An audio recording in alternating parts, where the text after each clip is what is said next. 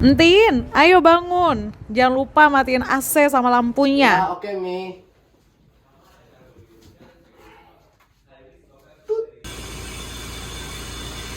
Selamat pagi semuanya, kembali lagi bersama saya Fritz sebagai presenter hari ini. Cuaca di Jakarta akhir-akhir semakin panas dan polusi semakin bertambah. Hal itu disebabkan oleh beberapa zat polutan. Pertama ada karbon dioksida atau CO2. Hal ini disebabkan dari pembakaran bahan bakar fosil seperti minyak bumi serta deforestasi. Kedua ada metana atau CH4. Metana berasal dari pertanian serta sampah yang menumpuk. Ketiga ada oksida dan nitrat atau N2O. Dari sini, kebanyakan bersumber dari pertanian dan pembakaran bakar fosil. Keempat ada CFC. Zat CFC terdapat pada pengharum ruangan, dingin ruangan, dan kulkas. Flo, kita hari ini jadi kan ke rumah Justin? Harusnya sih jadi ya, kan kita mau ngerjain PAS. Justin, Oi, hari ini kita jadi kan ke rumah lu? Ya, jadi kok mau langsung pulang. Kita beli es krim dulu nggak sih? Panas banget nih cuacanya. Kesananya naik apa? naik mobil. Mobil banget nih. Kenapa nggak jalan aja? Lumayan ngurangin polusi. Ya udah deh, ya udah. Bener juga sih. Yaudah, yuk. Yuk. Kita jalan.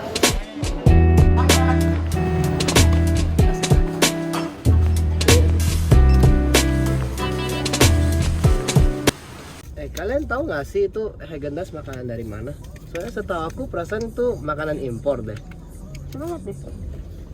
Ini sih tulisannya kayak tulisan Thailand gitu. Tapi setahu aku Häagen-Dazs dari Amerika kan? Tapi barang impor kan. Berarti dari luar negeri ke Indonesia kan? Ya oke, Ma.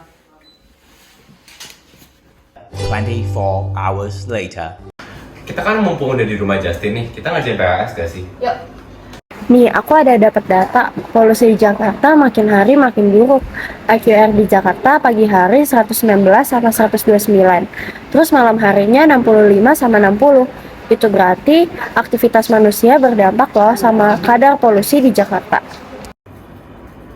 Cepet banget dapet datanya, gue aja baru nemu grafiknya. Iya guys, panas yang terjadi itu kan sebenarnya bukan cuma di Jakarta loh, tapi sampai seluruh bumi. Kayak misalnya nih data yang aku ketemuin di Kolombia, glasiernya itu dari tahun ke tahun makin lama tuh makin meleleh karena pemanasan global. Bukan cuma di Kolombia aja tahu, di Iran, di Danau Urmia, semakin lama airnya juga makin dikit karena pemanasan global. Terus BMKG juga katanya mencatat kalau secara keseluruhan tahun 2016 tuh tahun terpanas di Indonesia. Anomalinya sebesar 0,8 derajat Celcius.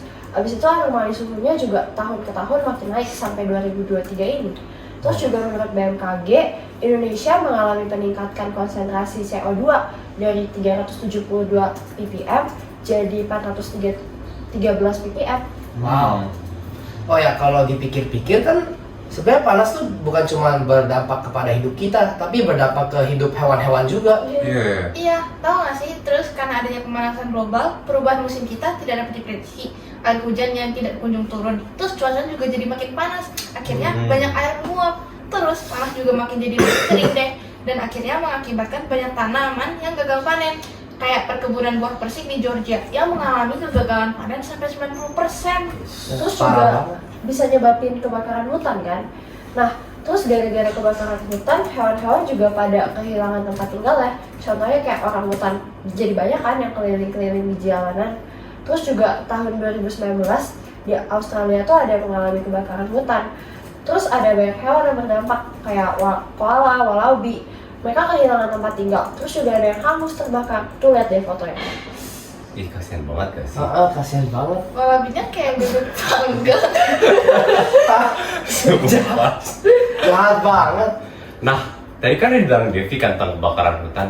Kan berarti suhu kan makin panas dong gara-gara pemanasan global. Nah, khususnya buat hewan yang berdarah dingin nih harus cepat beradaptasi dengan suhu yang meningkat di lingkungannya. Nih, tapi yang tidak dapat beradaptasi itu akan mati. Jadi jumlah populasinya makin dikit kan. Jadi makin punah. Nah, kayak beruang kutub dan penguin yang terdampak dari peningkatan suhu di bumi karena glasier tempat tinggalnya kan mencair. Jadi akhirnya lama-lama menghilang dong habitatnya. Terus selain beradaptasi, itu tuh pemanasan global juga dapat mengubah interaksi antara spesies. Jadi itu memiliki konsekuensi yang buruk bagi ekosistem. Nah, pemanasan global tuh juga dapat mengubah waktu migrasi pada hewan. Misalnya nih, waktu migrasinya ikan salmon yang berubah akibat berbagai faktor kayak ekosistemnya yang tidak mendukung. jadinya tuh mempercepat ikan salmon bermigrasi ke arah utara. Padahal udah ditulis di Alkitab, kalau misalkan kita tuh harus ngejaga ciptaan Tuhan yang udah Tuhan titipin. Nih, lihat dari ayat Kejadian 1 ayat 28. Di situ dibilang kalau kita tuh harus penuhi bumi dan taklukkanlah itu. Berarti kita harus ngejaga hewan-hewan di sini. Iya. Bener banget. Nah, masih di ayat sama nih bro, di Kejadian 2 ayat 15, Tuhan Allah mengambil manusia itu dan menempatkannya dalam Taman Eden untuk mengusahakan dan memelihara taman itu. Nah, jadi di Alkitab aja udah disinggah nih. Tapi banyak tahu hal yang bisa kita lakuin, kayak contohnya BMKG udah membangun tower gas rumah kaca untuk menahan laju perubahan iklim dan pemanasan global. Iya bener tuh kata Devi. Selain itu, tadi aku searching, aku ketemu sekarang tuh lagi dibikin teknologi untuk menangkap karbon dioksida. Jadi teknologi penangkapan karbon dioksida ini tuh menyerap karbon yang terlepas akibat aktivitas yang menggunakan bahan bakar fosil, kayak misalnya kendaraan mobil kita. Nah, karbon dioksidanya itu akan disimpan dalam perut bumi pada sumur-sumur migas yang udah kering. Nah, masa ya sampah plastik Indonesia itu sampai 64 juta ton per tahun. Nah, pantes ya sekitar 24% tuh nggak keolah sama Indonesia.